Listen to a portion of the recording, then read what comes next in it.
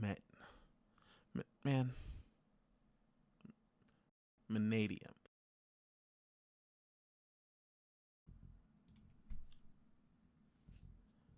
Manadium Prime Heart has a special defense ability that stops your opponent from targeting it with card effects. No monster facing Manadium Prime Heart will be. Manadium is easily my favorite deck out of Cyberstorm Access. I think that it has the most potential out of the archetypes premiered in the set. Obviously, Purely will be the best deck this format, most likely, and Super Heavy Samurai is really good too. But I think this deck is fun, and it's also insanely crazy. It's a deck comprised of 1 and 2 card combos, one card combo that I'm going to show you here, and I'm going to show you pretty much every variation of the 2 card combos. That's going to be a total of 7 combos in this video. Now, some of them are similar to others, so I won't go in depth about them. I'll just play them pretty quickly and probably explain some small details to them, and I'll just at least show you. But these are the combos I'm going to break down. First is going to be the 1 card combo starting with Prisma or A Hero Lives. Exactly the same combo regardless to which one you use. Hero Lives is a little bit better because it doesn't use your normal summon, but it pays half your life points, so that's the trade-off. So we start by normal summoning Prisma and sending Starfrost. That makes it Starfrost, going into Light Heart, searching your Reichphobia. Reichphobia just does Scareclaw plays. Not going to really go too in-depth about this because nothing special is happening. Go into your Cross Sheep, Astral Out, summon back your Prisma. Prisma send another Starfrost, bring back that Starfrost. That lets you go into your Baron after you summon back your Lightheart. Now you go into Appaloosa. You end on Baron Appaloosa. Pretty good. That's a total of 4 negates, 3 on Appa, 1 on Baron. No follow-up. That's the issue to the 1 card. So just gotta live with that. Ideally, you'll have something else in hand. Mannadium can play a ton of non-engine cards. 9 to 12 depending on how brave you are, so you'll probably have something in hand to do something on top of these, but even still, 4 negates for a 6 card hand, that's not bad. Next we'll get into the 2 card combo. This is the one that you've probably seen online if you've been watching Mannadium combo videos. This one's just if you start with Meek and Starfrost. It's the basic 2 card combo. Every other 2 card combo except for Fearless is better than this one, but the other better ones are variations of this one. So I'm going to show you this one first, and then I'll show you the next ones. It's almost exactly what you would expect, though. You just pop your Meek, summon your Starfrost, make sure you summon Meek at level 4, then you just do your simple Scareclaw combos. Won't go over these again until the next one, but yeah. Okay, now here, this is where we diverge a little bit. You go into your Excel Synchro. Now, just to point this out about the Meek only combo, and the reason I don't think it's very good, even though it's the one everyone's showing off, this Excel Synchro is on 6 summons, so if your opponent decided to Nibiru you, they would have just nibbed you on the Lightheart summon, or not the Lightheart, sorry. They would have simply nibbed you on the Reichheart summon. That kind of takes away a lot of your play. Now, obviously, you can Nova, go into your Cross Sheep with the token on field, and then summon your Astral out to the cross sheep zone, and then summon back your level 2 to make Baron. That's not bad, but it's the weaker Nib playthrough line. Next combo, I'll show you the better one.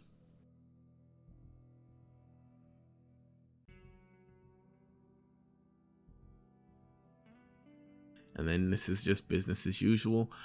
Just summon your Dispotter. You can use your Excel Synchro's effect to get to the Dispotter, or just go straight into it. It's immune to effects this way, and there's not a lot of ways to punish Excel Synchro, so just go into your Dispotter however you want to. Don't use Cross Sheep's effect, then summon your Astral out to then use Cross Sheep's effect, so you can give your attack boost to your Dispotter. And then, now you Dispotter back your Starfrost. Cross Sheep brings back Meek, which is your level 2. And then now you go into your Baron, summon back Lightheart, and you can link those all in Appaloosa. Now, the Meek line and the Prisma line are clearly extremely similar, but in this line you get you get 1 real benefit, the spotter. So you get an extra disruption. It's a disruption in the form of a pop, not a negate. If your opponent doesn't have a banished card, it's still really good. There's literally nothing wrong with this combo. It's just the basic combo, so I'm not that big of a fan of it. Now, this combo is in my opinion, far better than the last combo. Your inboard is going to be virtually the same, and it's pretty self-explanatory. Just search Meek, summon Meek, and then do the same combo as the last one. But you have so much more follow-up. I'm not going to go step by step through the combo except for this part. Now, this Stardust Excel Synchro summon is on summon 5, which is far more important than last combo where you were summoning it on 6 or after 5, far past 5 actually in the last combo. Summoning this on 5 means your opponent can either Nibiru you on the summon and chain to the effect, which means the Nibiru was off first, you get token, then you can just play your turn with token and Meek and summon Baron the same way you did before in the last combo that I explained the playthrough for. But in this combo, it's a little better. Most people won't activate Nibiru in response to the effect. They'll wait until you summon your tuner, then they'll Nibiru you here because it gives you more value. I'll explain what you do after that if they do it in the next combo, but we'll finish this one up really quickly. I won't really explain too much about it except for the fact that we want to leave these two on field through this line, and we summon them in defense for a reason. You go into right cart search. This lets you get a draw because you have 3 monsters. Then you can go on the cross sheep here, summon your vicious Astrolaud, cross sheep effect, and then we'd like to chain the Stardust and chain to the cross sheep. Doesn't chain block anything. It's no special reason. You could just in theory go into the spotter first and then do this, but I think it's a little safer to leave the Stardust on field as long as possible. Okay, then you resolve. Now you're going to get your attack boost, summon your token. We're pretty much the same as last combo. Summon back. Now, if you want to, when you're at this point, you can activate a rival. You can then use the right cart and your Starfrost to go into another Sync 10, which would probably be Chaos Angel. And the Chaos Angel will give protection to your board. And then you can burn another Astrolaud from your extra deck because you'll have the Rykart and the Vista Starfrost in there, and then make Appaloosa there, which will give you Appaloosa, Despotter, and Baron, and Chaos Angel, which is a crazy board. But in this combo, because the low amount of follow-up you would have, I don't recommend it. I would say keep Astrolaud, make your Appaloosa, keep your Arrival in hand. This gives you a lot of follow-up for next turn, and your opponent's probably not getting through the 5 disruptions anyway. If they are getting through those 5 disruptions, it was because of something like Dark Ruler or Spear Mode, something that would have beat your full board anyway. So you might as well keep your follow-up because it's just so good. But this is the play with the ability to play through Nibiru. Now I'll show you how to play through Nibiru if they do it. Okay, this is 2 cards. I just have a Nibiru in my hand because I don't feel like loading up a game with a second account or anything. So this is just going to be using these 2 cards. The Nibiru is for the opponent. So we'll do the same line and I'll explain when they could Nibiru and when they probably will Nibiru. So summon 3 Starfrost, summon 4 your Meek. Meek is going to be level 4. This is your 5th summon. This is where they can Nibiru you. But most people who don't know the deck won't Nibiru you here. They'll Nibiru you here. And the reason for that is because most of us will not be playing Stardust Dragon in our extra deck. This is why I would recommend using Stardust Dragon, because if you are, then you can punish this play. If you aren't, you get punished by this play. So you should probably run the Stardust Dragon, not just try to, or just try to at least bluff it. But for the people who don't know Mannadium, you're gonna get nibbed here. Like, this is where every player will do it.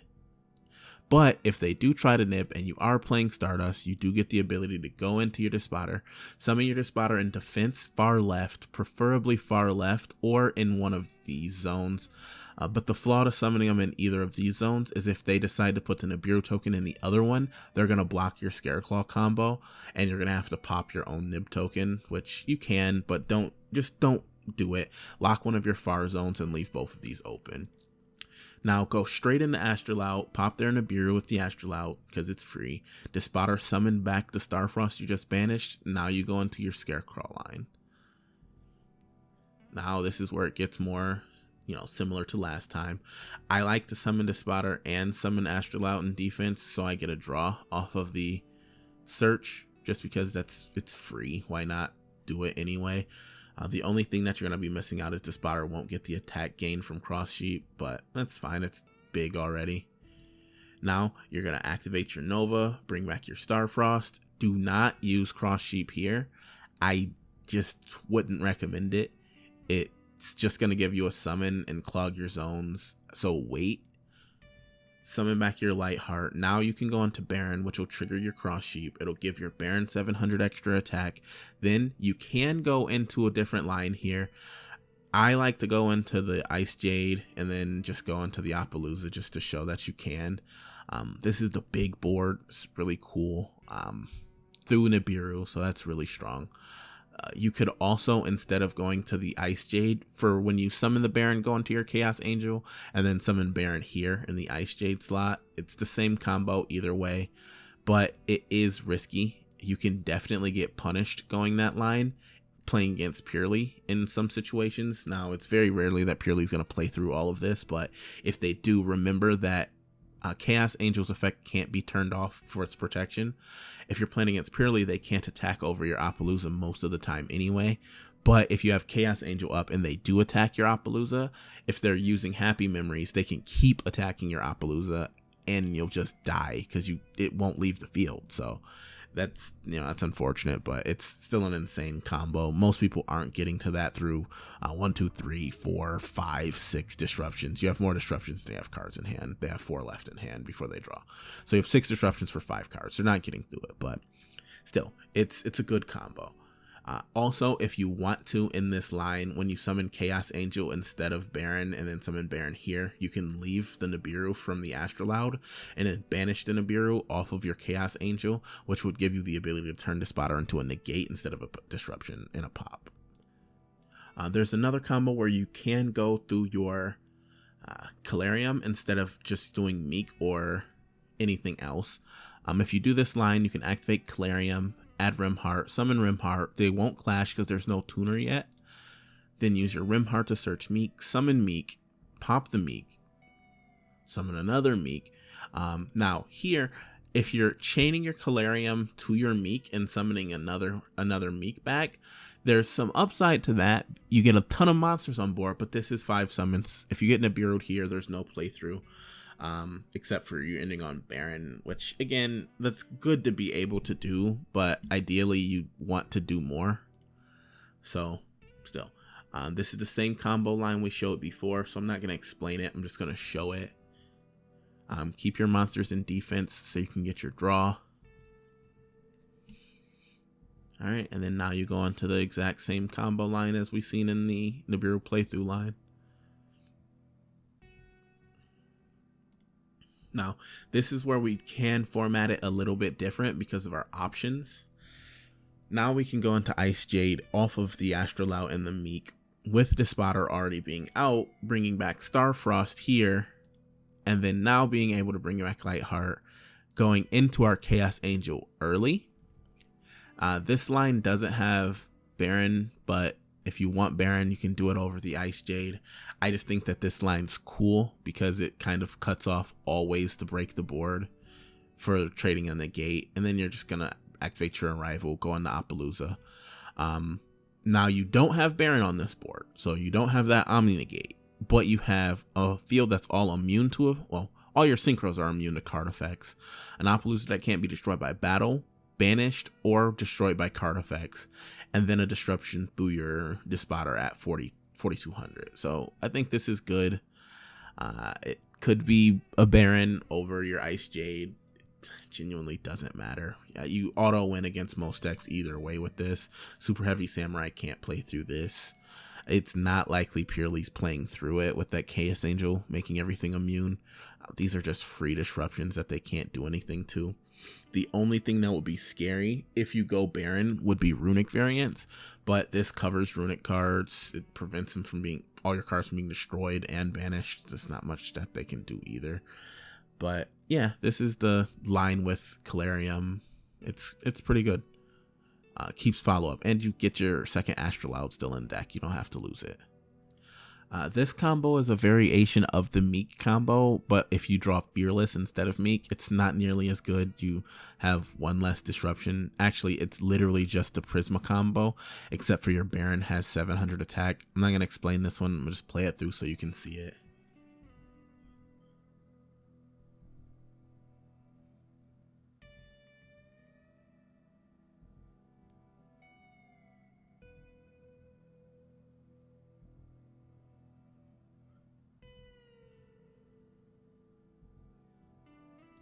exactly the same as your Meek combo, exact same import as Prisma only, but with Baron at 700 extra attack. Doesn't offer any follow-up, but I mean, take it where you can. If you do see this line, then you can go for the extended combo as long as it's Obsession. If you do open a copy of Colorium, you can do the same thing because Colorium will give you another summon. But this or Colorium both works. Just set it to destroy it while face down. It doesn't matter how you do it. Some of your token, this will burn through all 3 Fearless, but we don't care because the card's really not that good anyway. Starfrost, and then this is the same as last combo, but you get an additional body. There is no playthrough for Nibiru on this one, none at all. So keep that in mind, but still, it's, you know, extra draw. And then you get the ability to draw a second card off of this if you want to. There's other lines you can go.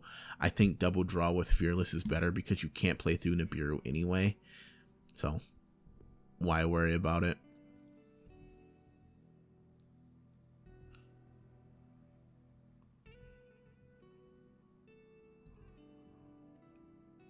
Then here we go, the Spotter Baron Appaloosa off of the Fearless line. So there's a lot of combos you can do with this deck. I could keep going. There's honestly different variations that you can do depending on what you open. I didn't even go over if you open Colorium with Rimheart, then that gives you some pretty nice plays. Most of your times getting your counter trap is going to be 3-card combos. There's not a ton of times you can get it without having access to Starfrost, so most of your lines are just getting you Starfrost, unless you draw Starfrost and some other cards, but all these combos are good. And that's going to be it. I don't want to keep showing you different variations of the same combo. I think this video's shown everything that you need to know to be proficient with this deck and actually be out there topping, just playing through things. I didn't show any playthrough through Droll because Droll can be dropped at so many different points in the combo and change it. It would legitimately be a 40-50 minute video if I was also going to go through Droll strings. If I do get enough people who want to see it, then yes, I can release a video with Droll strings, but it's not that different from what you're doing already. Just don't search anymore. So you'll be able to figure that out more on the fly. Droll hurts a lot, as it does every deck, but this is what you'll need to know for when you're not getting trolled. And if you like the video, leave a like. If you want to see my deck profile for this deck, by all means, leave it in the comments below, and I'll get it up for you. And that's everything. Thanks for watching.